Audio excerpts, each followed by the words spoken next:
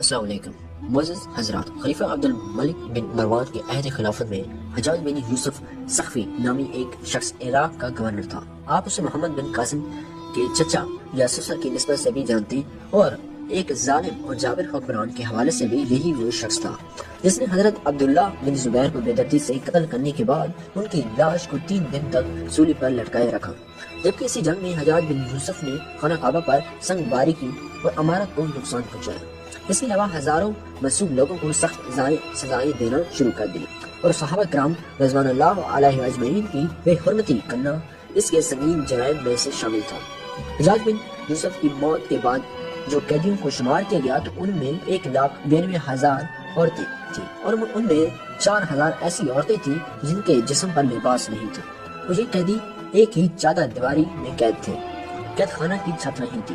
جب کوئی قیدی گرمی سے بچنے کے لیے اپنے ہاتھ سے اپنے چہرے کا سایہ بناتا تو زندان کے سپاہی اس کو پتھر مارتے تھے۔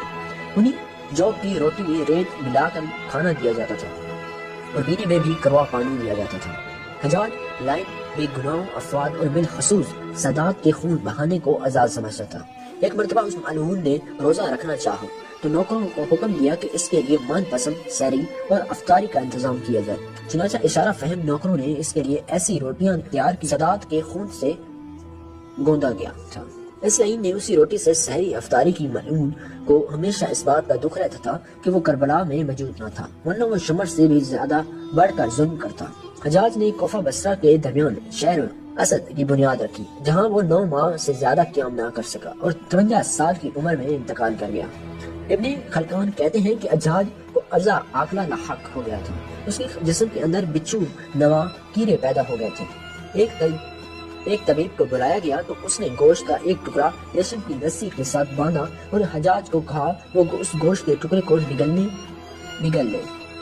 حجاج نے گوشت کا ٹکڑا نگلا اور کچھ دیر بعد ریشم کی ڈور سے اس ٹکڑے کو کھینچا تو اس ٹکڑے پر بہت سارے کیڑے چپٹے ہوئے تھے۔ اللہ تعالیٰ نے حجاج کے جسم پر سردی کو مسلط کر دیا اور اس کے اطراف میں دن رات کوئلے کی انگیٹھیاں جلائی جاتی تھی، لیکن وہ پھر بھی سردی سے چلتا رہتا تھا۔ اس نے حسن بصرہ سے اپنے درد و علم کی شکایت کی تو انہوں نے کہا میں نے تجھے بے گناہ افراد بالخصوص سادات کے قتل سے بنا کیا تھا، لیکن تو باز نہ آیا، آج تو اسی کا خمیزہ لطف رہا ہے۔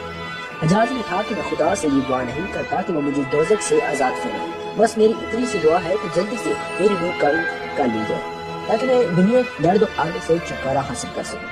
قاضی نور اللہ شستری مجالس المومنین میں کہتے ہیں موت کے وقت حجاج رونے لگا۔ وزیر نے رونے کا سبب پوچھا تو کہا میں نے لوگوں پر ظلم کیا ہے، بالخصوص اولاد پیغمبر پر ظلم کے پہاڑ توڑے ہیں۔ خوش امید وزیر کہنے لگا امیر آپ کیوں گھبراتے ہیں؟ آپ نے جو کچھ بھی کیا دلیل و برہان کے ساتھ کیا ہے اور اسے کسی طرح میں ظلم قرار نہیں دیا جا سکتا۔ حجاج نے کہا کہ اگر قیامت کے دن مجھے حکومت دی جائے اور اس دن میرا وزیر ہو اور تو اس دن میرا وزیر ہو تو اس دن بھی یہی دلیل و برہان ہمیں کام دے گی۔ سنو میں بخوبی جانتا ہوں کہ میری موت کا وقت آ چکا ہے اور دوزخ میرا انتظار کر رہی ہے، خدا نے چاہا تو دوزخ میں بھی تیری اور میری جوڑی قائم رہے گی۔ حجاج جنابی اس شخص کے کرتوت جس قدر سیاہ تھے، اسی طرح اس کی موت بھی نہایت عبرتناک تھی۔ موت کے وقت اس کے جسم میں کیڑے پڑ گئے تھے جو اسے بھی چین سے نہ رہنے دیتے۔ اس کے ساتھ ساتھ اس کے جسم پر شدید زردی مسلط کر دی گئی تھی۔ کئی انگیٹھیاں حجاج کے جسم سے ایسے بس کر رکھی جاتی تھی کہ اس کی جلد جورس جاتی تھی، لیکن سردی ختم نہ ہوتی۔ یہ تو تھی موت کی سختیاں، لیکن حجاج کی زندگی میں کوئی واقعہ ایسا بھی ہوا جس نے اسے غرور و تکبر کے پتلے کو زمین پر دے مارا۔ اس زمانے میں نعمان نامی ایک شخص کی انتہائی حسین و جمیل بیٹی تھی، اس لڑکی کا نام ہندا تھا۔ دوستوں وہ ہندا نہیں ہے جو سید الشہداء حضرت حمزہ کی شہادت اور پھر آپ کے جسم مبارک کی بے حلوث رہی تھی۔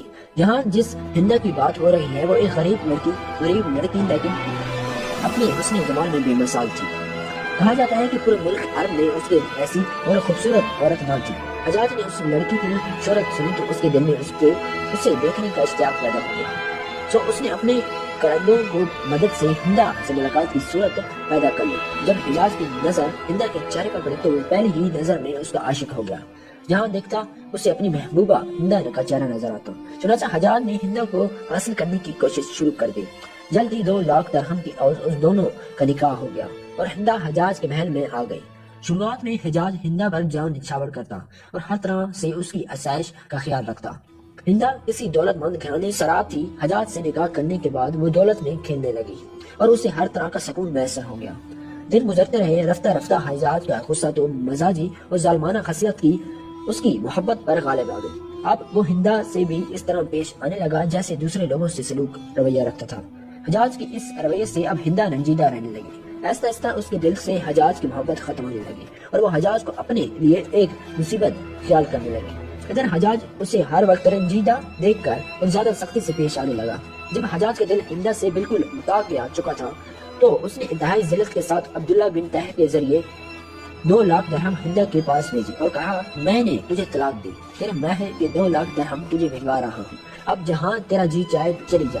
ہندا نامی یہ عورت صرف اپنے حسن و جمال میں حلا ثانی نہ تھی بلکہ اپنی سیرت و فصاحت، بلاغت اور غیرت و حمید کے لحاظ سے بھی بہت اچھی تھی۔ جب اس نے عبداللہ بن طاہر کی زبانی یہ پیغام سنا تو فوراً بول اٹھی، اے قاسم، تیری زبان مبارک ہو، تو نے مجھے بڑی جاں فضا خوشخبری سنائی۔ میری خوش قسمتی اس سے زیادہ کیا ہو سکتی ہے کہ میں نے ایک مدمزاج اور خونخوار انسان کی قید سے رہائی پائی۔ یہ 2 لاکھ درہم جو اس نے میرے لیے بھیجے ہیں، اس خوشخبری سنانے کی عوض میں تجھے بخش دوں گی، یہ میری طرف سے تیرا انعام ہے۔ طلاق کے بعد ہندا اس محل کو چھوڑ کر اپنے آپ سے گھر چلے گئے۔ قسمت کار کرنا ایسا ہوا کہ کچھ دن بعد خلیفہ عبد الملک بن مروان نے اسے نکاح کا پیغام بھیجا، جس پر ہندا نے انکار کر دیا۔ جب خلیفہ کی طرف سے بہت زیادہ اصرار ہونے لگا تو بالآخر وہ رضامند تو ہو گئی، لیکن ساتھ میں ایک شرط بھی پیش کی کہ ہمارا نکاح اس صورت میں ہو سکتا ہے کہ جب میں اپنے مکان سے جس محل میں سوار ہو کر آپ کے محل تک آؤں، اس کا ساربان حجاج بن یوسف ہو، جو شخص اونٹ کی رسی پکڑ کر چلتا ہے اور اسے ساربار کہا جاتا ہے۔ خلیفہ نے یہ شرط قبول کر لی اور اسی خط کی پچھلی جانب لکھ بھیجا کہ حجاج حاکم کوفہ اس حکم کی تعمیل کرے۔ حجاج نے جب وہ رکا پڑھا تو وہ دم بخود رہ گیا، مگر اس کی کیا مجال تھی کہ جو خلیفہ کے حکم سے سرداری کرتا۔ ناچار وہاں سے روانہ ہو کر ہندا کے مکان بنائے پر پہنچا۔ ہندا اور اس کی سہیلیاں جب اپنے اپنے محل میں تھی تو حجاج اپنی پوری پوشاک کے ساتھ محل کے قریب آیا اور سربانوں کی طرح گڑھانا اونٹ کی مہار پکڑ کر پیدل چلنے لگا۔ ہندا کے ملازم اور اس کی سہیلیاں تمام راستہ اسے چھیڑتے رہے مگر وہ خاموش چلا جا رہا تھا۔ جب شاہی محل قریب آیا تو ہندا نے اپنی سواری پر سے ایک سونے کا سکہ کسدہ پھینک دیا، ساتھ ہی حجاج کو آواز دی، ہے سربان، ہمارا ایک چاندی کا سکہ زمین پر گر گیا ہے، اسے اٹھا دو۔ حجاج نے مہار روک لی اور سکہ اٹھایا تو وہ چاندی کا نہیں بلکہ سونے کا تھا۔ ورنہ حضور یہاں چاندی نہیں ہے بلکہ سونے کا سکہ ہے۔ ہندا نے اس کے ہاتھ سے وہ سکہ لیا اور اپنی سہیلی سے کہنے لگا، یہ میری قسمت ہے کہ میرے ہاتھ سے چاندی کا سکہ گرا ہے لیکن بعد میں سونے کا بن گیا۔ حجاج یہ بات سن کر بہت خفیف ہوا مگر خلیفہ کی بیٹی کے سامنے دم مارنے کی جرات نہ کر سکا۔ کہتے ہیں کہ ایک عورت سے ذلیل ہونے کے وقت حجاج بن یوسف کو اس کی ساری زندگی ستاتا رہا۔ ہماری دعائیں کہ اللہ تعالیٰ ہمیں ظلم سے بچائے اور لوگوں کے ساتھ حسن سلوک سے پیش آنے کی توفیق عطا فرمائے۔ آمین ثم آمین۔